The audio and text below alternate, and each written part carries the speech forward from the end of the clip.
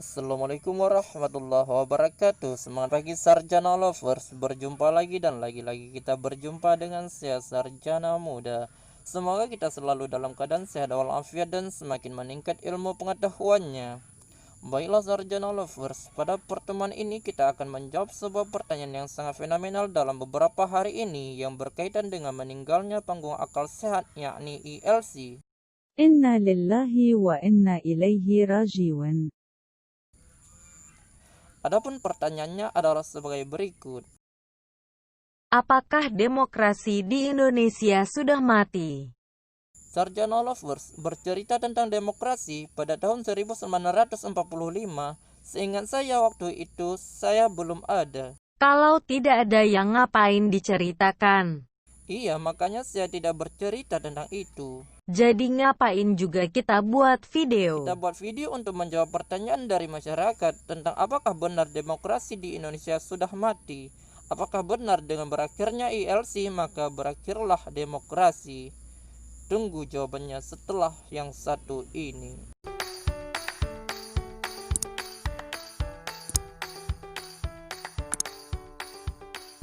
Baiklah Sarjana Lovers, berbicara tentang demokrasi berarti kita berbicara tentang Demokrasi.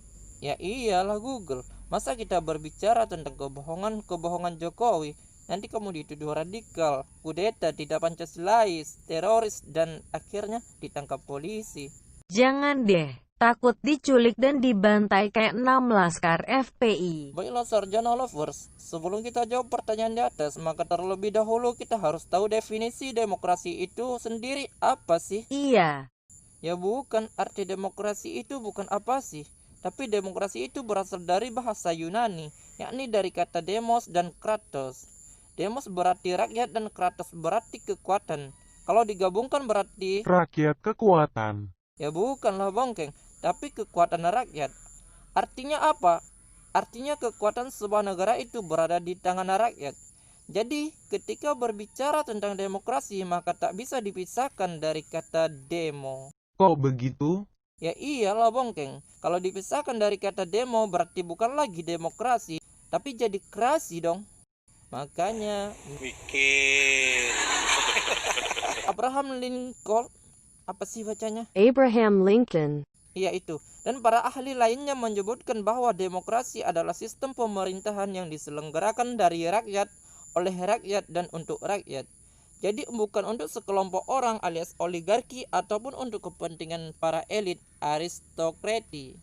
Apalagi untuk kepentingan keluarga sendiri. Anak menantu ya. Ya bukanlah. Jadi dapat disimpulkan bahwa demokrasi itu dari rakyat, oleh rakyat, dan untuk rakyat. Yang jadi pertanyaannya sekarang, mengapa rakyat diperlakukan seperti anak tiri di negaranya sendiri? Apakah demokrasi sudah mati? Baiklah Sarjana Lovers, pertanyaan ini sebenarnya sudah dijawab oleh Mahfud MD 7 tahun yang lalu. Semoga saja beliau tidak melupakan peristiwa itu. Dikutip dari merdeka.com, Mahfud MD mengatakan bahwa dari 4 pilar demokrasi hanya pers yang masih sehat. Mahfud menilai 3 pilar demokrasi lainnya, yakni eksekutif, yudikatif, dan legislatif sudah busuk. Permainan eksekutif dan yudikatif itu kan sudah diketahui banyak orang. Ironisnya mereka tertawa-tawa saja dan tidak tahu malu.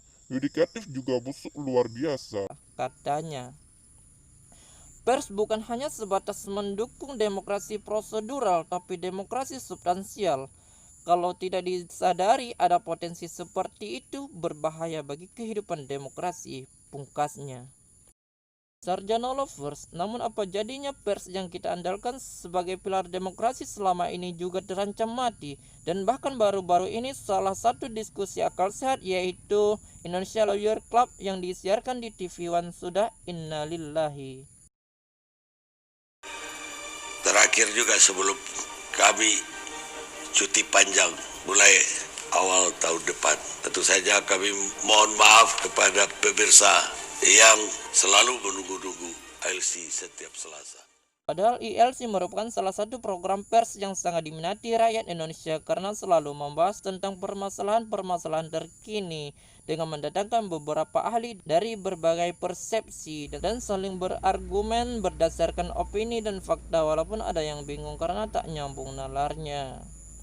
Walaupun diminati, namun akhirnya terpaksa berhenti dan meninggalkan misteri. Apakah ada pihak yang gemetaran karena kedoknya ketahuan?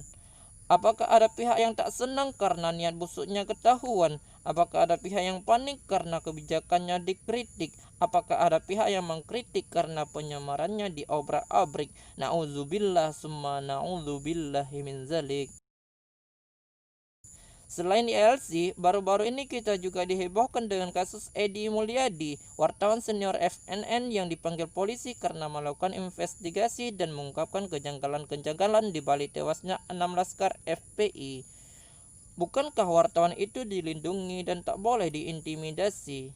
Namun kini kebebasan pers juga dihalang-halangi dan seakan-akan kembali ke masa Orde Baru lagi. Berpendapat pun kini tak boleh lagi kecuali pendapat yang sesuai dengan oligarki. Menyampaikan kebenaran dituduh menyebarkan kebencian. Mengajak rakyat berpikir dianggap melakukan provokasi. Melakukan unjuk rasa dianggap melakukan kudeta. Mengajak rakyat berpikir logis dituduh tidak Pancasilais. Apakah yang sedang terjadi di NKRI? Mengapa yang katanya negara demokrasi tapi rakyat sendiri terzalimi? Apakah demokrasi sudah mati? Apakah demokrasi sudah mati? Apakah demokrasi sudah mati? Kami hanya menyampaikan, silahkan teman-teman menyimpulkan sendiri. Sekian dulu perjumpaan kita hari ini. Tetap selalu di channel ini untuk mendapatkan berbagai macam informasi. Dan seperti biasanya, salam akal sehat, salam edukasi. Wassalamualaikum pengunjung sejati.